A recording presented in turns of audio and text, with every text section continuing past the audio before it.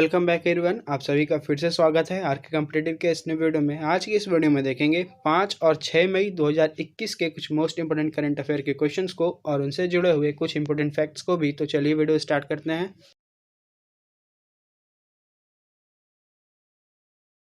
और हमारा पहला क्वेश्चन है कि भारतीय रिजर्व बैंक के नए डिप्टी गवर्नर कौन बने हैं। तो वो बने हैं टी रविशंकर। तो टी रविशंकर जो हैं वो आरबीआई के चौथे डिप्टी गवर्नर बने हैं। अच्छा, इनके अलावा और 3 लोग भी हैं जो कि डिप्टी गवर्नर के पद पे विराजमान हैं। तो वो कौन कौन हैं? तो वो है महेश कुमार जैन, माइकल पात्रा और एम राजेश्वर राव। तो इस क्वेश्चन को याद रखिएगा कि भारतीय रिजर्व बैंक के नए डिप्टी गवर्नर टी रविशंकर। तो आरबीआई से देखेंगे क्या क्वेश्चन बन सकते हैं। भारत में जितने भी बैंक होते हैं उनको कौन रेगुलेट करता है? तो वो करता है आरबीआई यानी reserve bank of India. Reserve bank of India की स्थापना कब हुई थी? तो वो हुई थी 1 अप्रैल 1935 ईस्वी में। मुख्यालय अभी कहाँ है इसका? तो महाराष्ट्र में है। और गवर्नर अभी कौन है वर्तमान में? तो शक्तिकांत दास। अब मोस्ट इंपोर्टेंट स्टैटिस्टिक के क्वेश्चन यहाँ पे देखिए कि भारतीय रिजर्व बैंक का राष्ट्रीयकरण कब किया गया था? तो वो किया गया था 1 जनवरी 1949 में। इसके बाद भारतीय रिजर्व बैंक के पहले अंग्रेजी गवर्नर कौन थे? तो वह थे सर ऑसबोर्न। इसके बाद भारतीय रिजर्व बैंक के पहले भारतीय गवर्नर कौन थे? तो वो थे सीडी देशमुख। भारतीय रिजर्व बैंक के प्रतीक चिन्ह में किसे चित्रित किया गया है? वो किया गया है ताड़ का वृक्ष और रॉयल बंगाल टाइगर को। इसके बाद भारतीय रिजर्व बैंक यानी आरबीआई के गवर्नर की नियुक्ति कौन करता है? तो वो करता है प्रधानमंत्री। किस वर्ष आरबीआई का केंद्रीय कार्यालय को स्थायी रूप से मुंबई में स्थानांतरित कर दिया गया? तो वो किया गया 1937 ईस्वी में। अगला क्वेश्चन, विश्व प्रेस स्वतंत्रता दिवस कब मनाया गया है? वो मनाया गया है 3 मई को।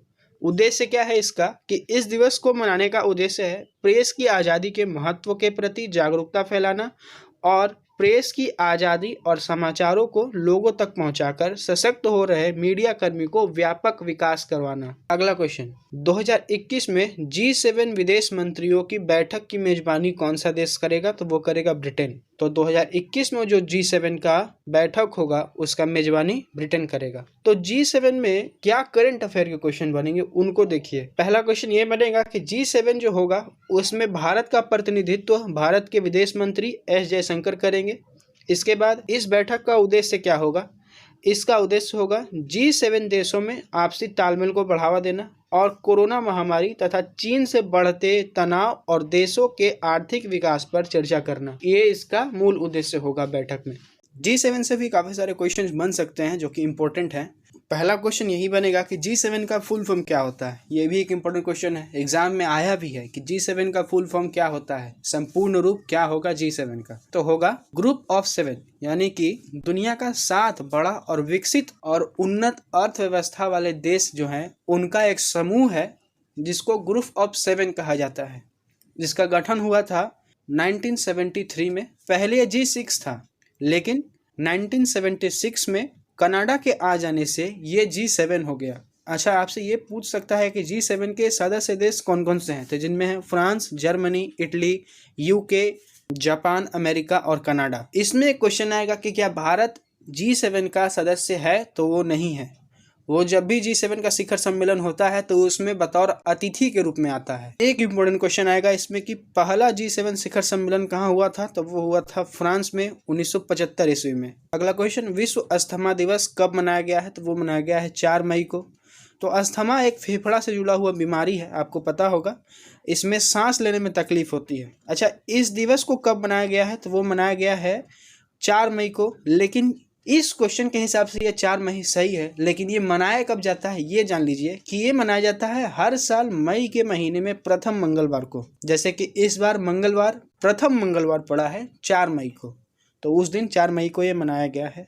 उद्देश्य जान लीजिए इसका कि इसका उद्देश्य है अस्थमा के रोगियों को अपने अस्थमा को नियंत्रण रखने के लिए प्रेरित करना और अस्थमा बीमारी के प्रति लोगों को जागरूक करना है। अगला क्वेश्चन देखिए कि अंतर्राष्ट्रीय अग्निशमन दिवस यानी कि इंटरनेशनल फायर फाइटर्स डे कब मनाया गया है? तो वो मनाया गया है 4 मई को। आज के क्वेश्चंस में जितने भी डेज आए हैं आप चाहें तो उनको एक अलग टाइप के फॉर्मेट में लिख सकते हैं, यानी कि एक स्पेसिफिक जगह पर आप इसको लिख के रख सकते हैं, क्योंकि मई का जो महीना है उसमें काफ़ी ज़्यादा इंपॉर्टेंट क्वेश्चंस बनते हैं डे के रिगार्डिंग, इसलिए आप चाहें तो उसको लिख सकते हैं अलग से। तो इसमें देखेंगे कि ये जो अग्निशमन दिवस है यानी इंटरनेशनल फायर फाइटर डे, इसका शुरुआत हुआ था 1999 में और तभी से ये हर साल 4 मई को अंतर्राष्ट्रीय अग्निशमन दिवस के रूप में मनाया जा रहा है।